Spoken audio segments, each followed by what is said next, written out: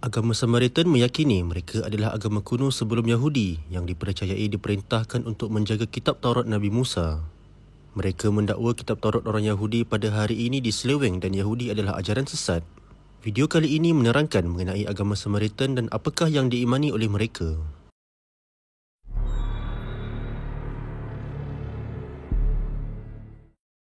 Samaritan adalah nama sebuah agama kuno yang diamalkan oleh masyarakat Samaria. Mereka telah memisahkan agama mereka dari agama Yahudi sekitar 2000 tahun yang lalu. Komuniti agama ini masih lagi wujud sampai sekarang. Samaritan adalah berasal daripada perkataan Ibrani Samarim yang bermaksud penjaga.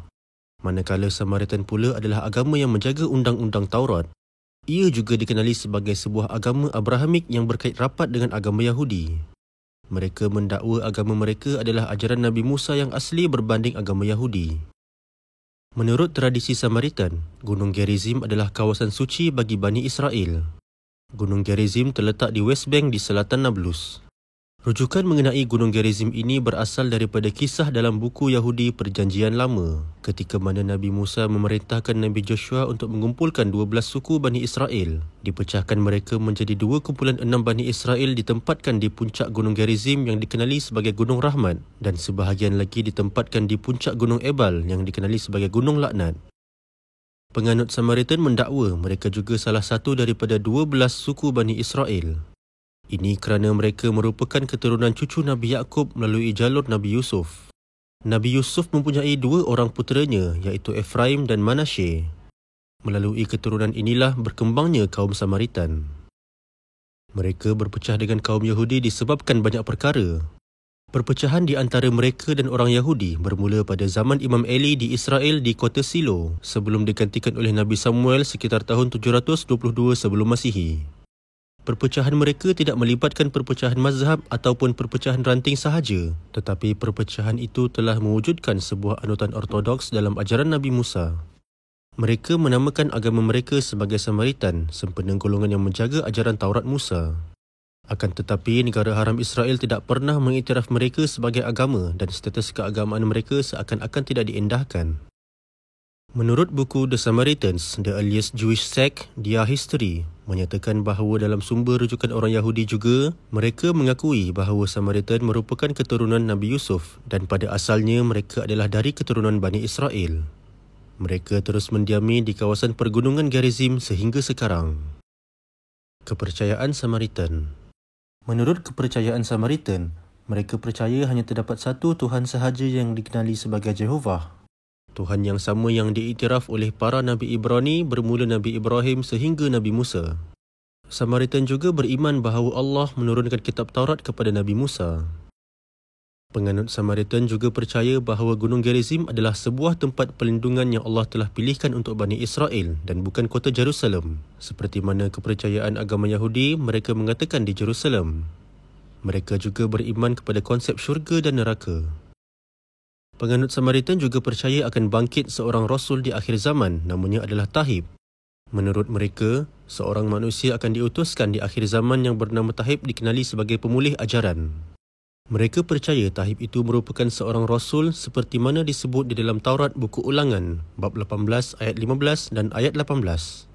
Ayat ini sudah dibahas oleh ramai ilmuwan teologi dan ia sesuai dengan Nabi Muhammad SAW. Akan tetapi, golongan Samaritan menafikan kerana mereka menganggap Tahib adalah dari kalangan Samaritan sendiri. Oleh kerana mereka menamakan Samaritan bermaksud penjaga sebagai nama anutan mereka, maka menjadi kewajipan mereka untuk menjaga Taurat Musa. Manakala para imam hanyalah bertugas sebagai penterjemah undang-undang dan penjaga tradisi dan bukan membuat tafsiran kepada Taurat. Mereka menolak kitab Talmud yang menjadi himpunan penulisan klasik Rabai Yahudi yang terdiri daripada Talmud Mishnah dan Talmud Gemara. Agama Samaritan menolak kedua-dua Talmud ini kerana dalam tradisi mereka tidak ada istilah penafsiran kepada hukum-hukum Taurat. Mereka percaya dengan membuat penafsiran maka hukum itu akan diselewengkan seperti mana berlaku kepada agama Yahudi. Terdapat sedikit perbezaan dalam senarai 10 hukum Taurat yang diturunkan kepada Nabi Musa. Dalam versi Yahudi dalam kitab Keluaran bab 20 menyenaraikan 10 hukum Taurat. احنا السامريون نؤمن ب5 أركان الدين. الله واحد لا شريك له، سيدنا موسى نبي، قدسية جبل جريزيم، والتوراة المقدسة واليوم الآخر. كل سامري لا يؤمن بهذه الأشياء ومش سامري. وديننا برتكز على 10 الوصايا ال10. الله واحد، لا تحلف بالله كذبا، قدسية يوم السبت، أكرم أباك وأمك، لا تقتل، لا تزني، لا تسرق، لا تشهد شهادة زور، لا تشتهي زوجة قريبك وبيت قريبك، وقدسية هذا الجبل. Menurut agama Samaritan, terdapat perbezaan antara 10 hukum Taurat mereka dengan Taurat versi Yahudi, iaitu perlu terdapat satu perintah untuk memuliakan Gunung Gerizim yang didiami mereka. Penganut Samaritan mendakwa versi Taurat Musa yang dimiliki mereka adalah yang asli, manakala mereka mendakwa teks Taurat orang Yahudi adalah teks yang telah dipalsukan oleh Nabi Ezra semasa orang Yahudi menjadi kaum buangan di Babylon. Kitab Suci Samaritan. Samaritan menolak kitab Talmud yang diimani oleh orang Yahudi. Samaritan beriman kepada kitab Taurat dan mereka menganggap ia adalah kitab teragung.